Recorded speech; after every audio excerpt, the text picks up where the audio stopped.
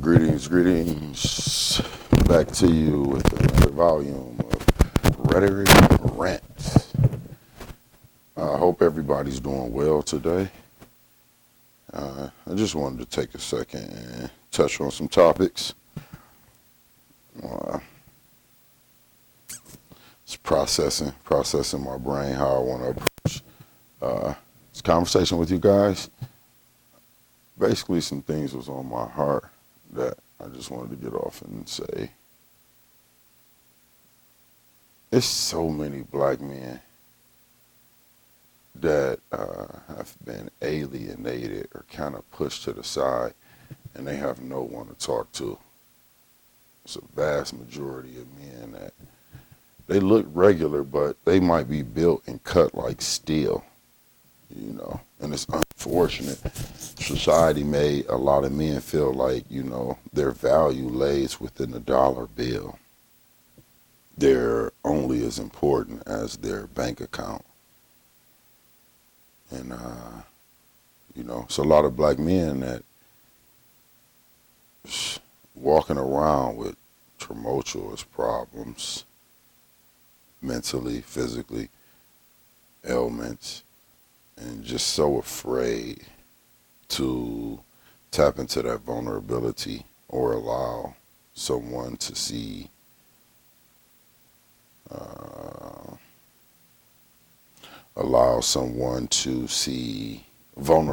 tap into the vulnerability in a sensitive state, and it's most of our strong men too. The men that's very strong, that represent strength, that you think nothing is wrong with them, those usually be the ones, because everybody else is so dependent on them, dependent for energy, knowledge, monetary things, scheduling, time, just whatever. Yeah. So, men they grow to become tired. They adapt. First they cry, then they adapt, and then they get tired, and then they die. But I just like to be when you see somebody, even though they look like strength or whatever, be considerate. Be considerate. Be considerate of that person and where they are. Just because they don't show their face doesn't mean that they're not bluffing. Like poker, the best poker players, to achieve that winning pot, usually it's the best bluffing faces that you've ever seen in life. So be considerate. And let's get out of that normal standard of things of just being systematically engraved subconsciously. Like when you ask somebody, are you okay? And you really are moving so fast in life, and you're caught in the time of trying to survive, that you really can't care if they're okay or not, because your situation doesn't allow you to care. You might be in a state of emergency, a state of shock, a state of survival. So, that phrase is okay, are you okay? But I propose that we only use that terminology if we truly mean it. If you mean it. If you have the time to care. If you have the time to be considerate. Then entertain that notion. But if not,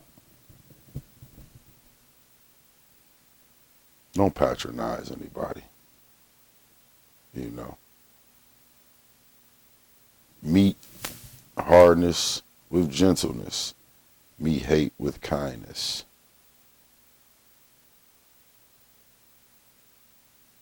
Meet disdain with acceptance. A little slow, a little tired. Anyway, guys, I just wanted to make sure I stay consistent, because that's the most important thing. Consistency.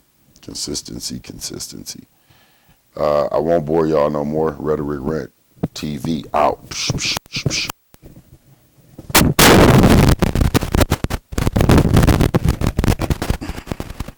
one thing I want to tap on before I let y'all go. If this doesn't shut down or shut off. 1 second. Almost there. Almost there. Almost there. Almost there.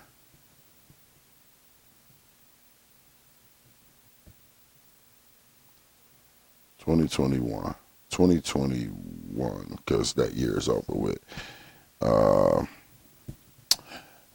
2021, and it looks like it's giving me, yep, suicide rates have increased dramatically among African Americans.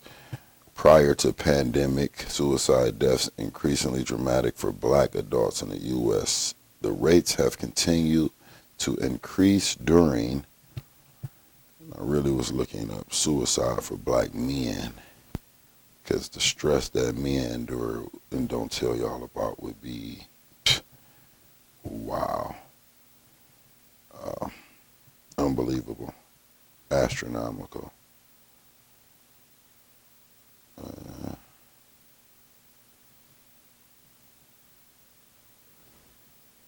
During the pandemic. The news is horrifying. A list that seems to keep growing of high-profile African Americans believed to have died by suicide in the last few weeks. Mayor of Hattiesville, Maryland, Kevin Ward, 44.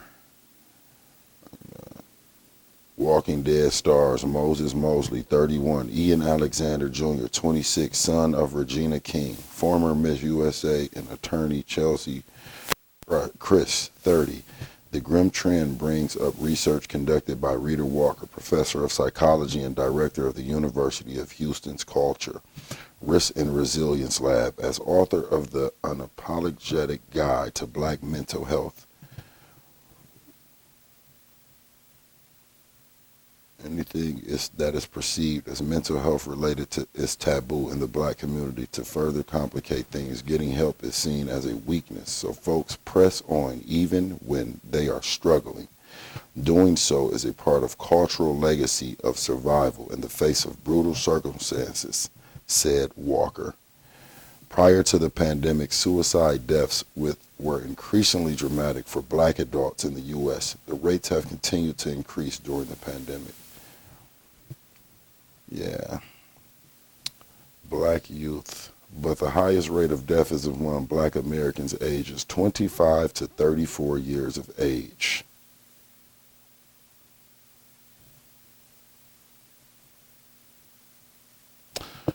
Anyway, I was on Facebook today and seen YK Osiris crying, saying that nobody cares about him and loves him, and he might just want to crash out and die.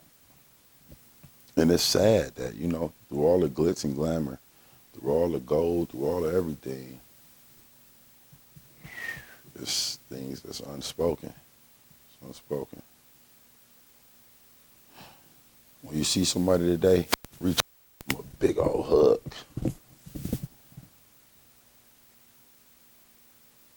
I'm out. Peace.